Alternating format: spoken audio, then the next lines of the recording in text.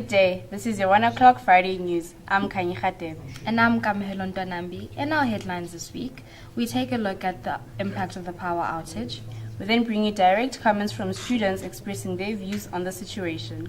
The power outage affects Monash cafeterias. Dale brings us this week's sports news. We take a look at the weather forecast. And in entertainment, we bring you My Style.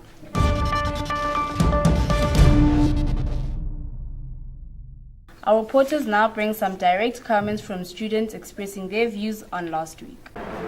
From Thursday, the 28th of August, till Wednesday, the 2nd of September, Monash, South Africa experienced electricity outages affecting both students and staff members. We found out the impacts and the lesson learned. This week we just had crazy loads of amounts of work we had to hand in, submit. And since this power outage and Wi-Fi has been out, so work has been just piling up. Even though they've kind of postponed the work to next week, that only means that for us we have lots of work in a short space of time. And it's kind of like one of the reasons why our parents brought us to a private school, not a public.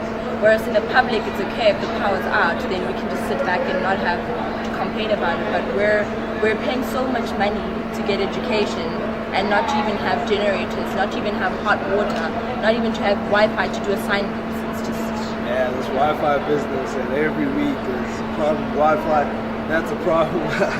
That's a problem. We couldn't do anything on the computers.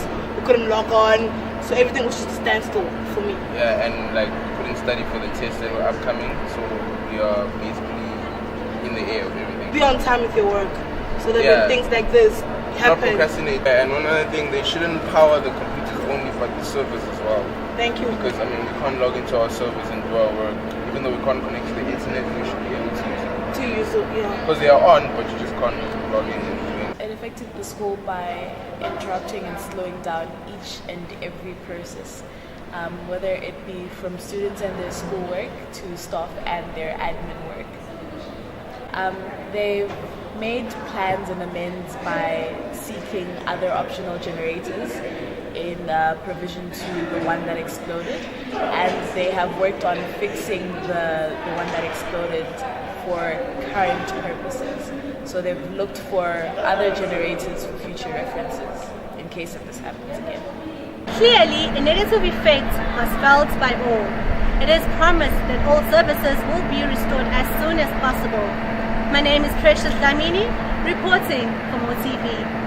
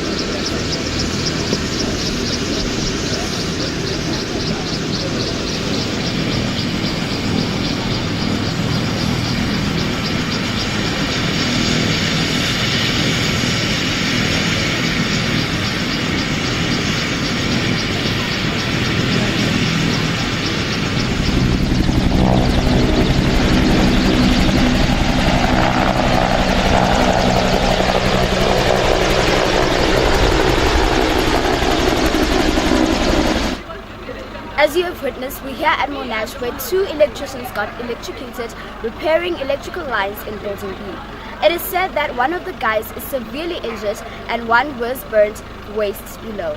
I'm Retabile Matang reporting for MoTV.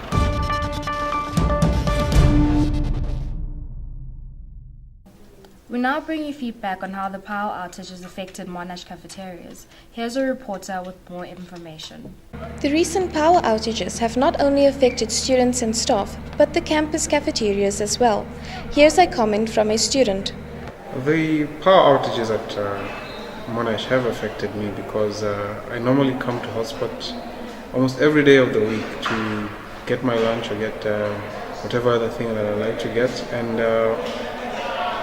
because of those power outages, I've had to come and buy what they can provide, the burgers, and basically what they can dry. But I must say the staff here at Hotspot have been very helpful because they did what they could with what they could. Yeah. We now speak to a staff member from Chill Out about the effect of the power outages on business.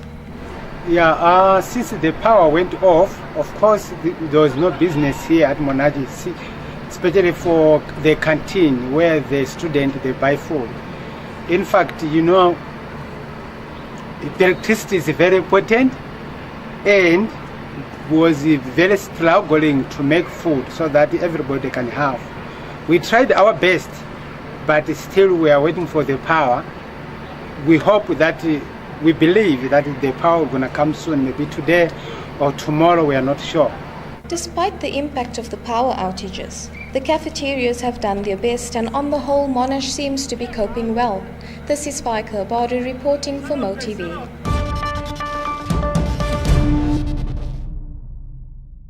And now for your weekly weather report.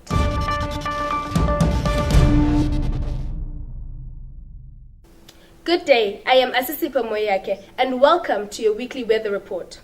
It is currently a pleasant 24 degrees in Johannesburg with a 20% chance of thunder showers later this evening. The weekend is off to a chilly start with a temperature of 16 degrees and a 68% chance of rain on Saturday, which will rise to a warm 20% on Sunday. The weather for the week ahead.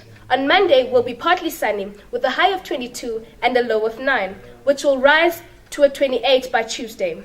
Your average temperature for this week will be a high of 25 and a low of 20. That's all for the week's weather.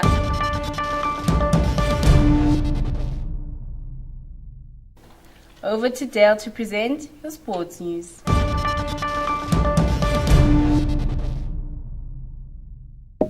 Hi, I'm Dale Joseph and welcome to your sports news. In rugby, South Africa could be on standby to host the 2019 Rugby World Cup following a series of setbacks to current host Japan. According to high-placed sources, SARU Chief Executive Judy Roux this week held secretive meetings with World Cup Rugby to ascertain South Africa's readiness to step in at the last minute, should Japan not be able to meet their obligations. In other news, Wales captain Sam Warburton is set to make his first appearance at the Rugby World Cup warm-up campaign, after he was named Thursday to lead the side in Saturday's match against Italy at Cardiff's Millennium Stadium. And now for the English Premier League fixtures. On Saturday, Everton plays Chelsea at 1:45 p.m, Arsenal plays Stoke City at 4 p.m, Watford plays Swansea City at 4 p.m, West Brom plays Southampton at 4 p.m, Norwich City plays Bournemouth at 4 p.m, and Man United plays Liverpool at 6:30 p.m. Finally, on Sunday, Sunderland plays Tottenham at 2:30 p.m, and Leicester City plays Aston Villa at 5 p.m. This is Dale Joseph for your sports news. Thank you very much.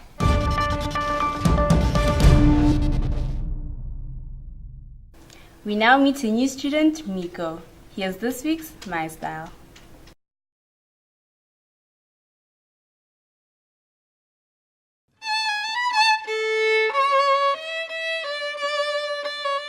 Hi, welcome to My Style. This is my angel Miko and he'll be registering at Monash.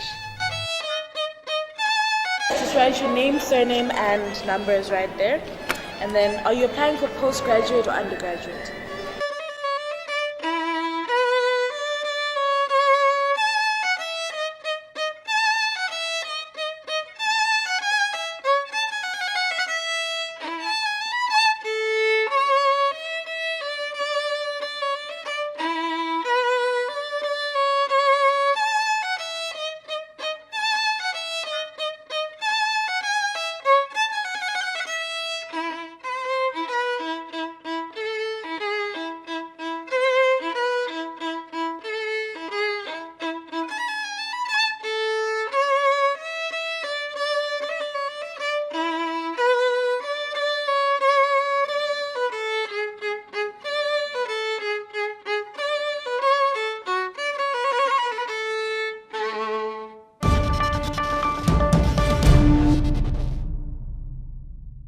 This just an update before we leave. The power was attempted to be turned on today. However, this was unsuccessful. Johannesburg City Power will re-attempt to turn it on again tomorrow at 10.